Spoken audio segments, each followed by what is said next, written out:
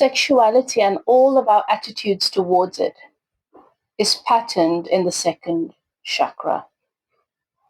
The second chakra, also known as the belly chakra, and the sacral chakra. It's the area slightly above the hips, between that and the navel, where the womb is, but also the bladder and the kidneys and the lower intestine. Sexuality is a raw power with the power to form strong bonds and an intimate union with another person with whom we can produce and sustain life.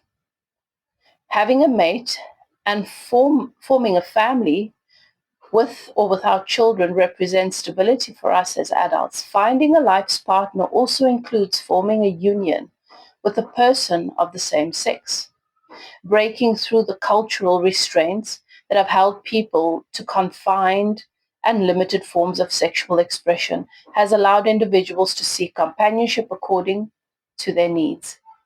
And this has permitted the homosexual community to begin its journey towards achieving dignity within a dominantly heterosexual world.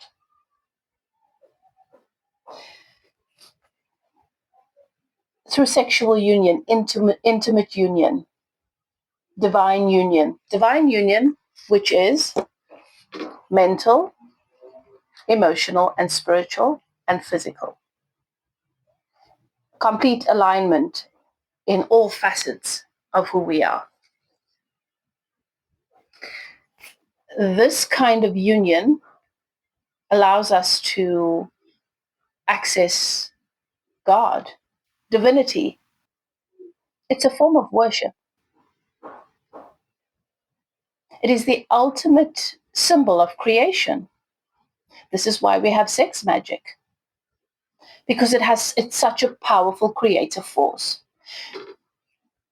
So it makes us wonder the shame and the guilt that's associated with all these boxes where you're only respected, your union is not considered divine if it doesn't fit into a particular box, a doctrine or a religion.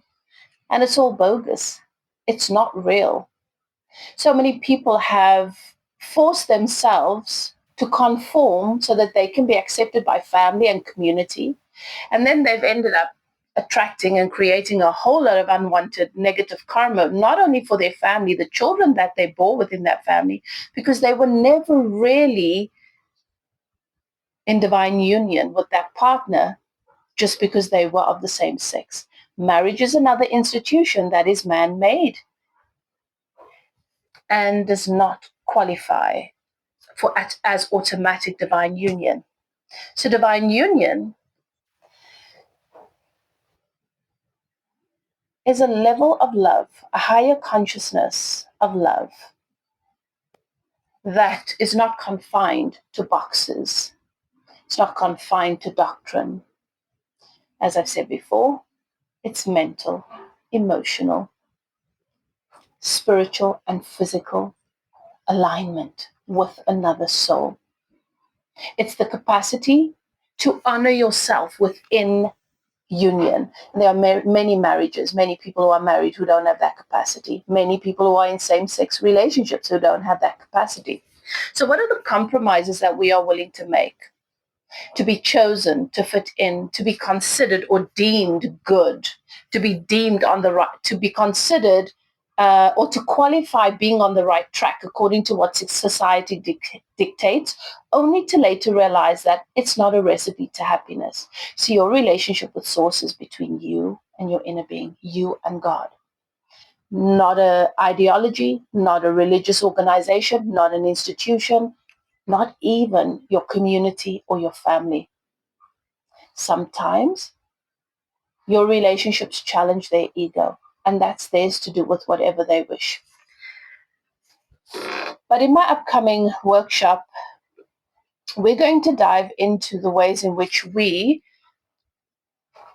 are unwilling to honor ourselves, unable to honor ourselves, or have not yet learned how to honor ourselves within intimate partnerships, regardless of how they're defined, gender, race, religion, creed.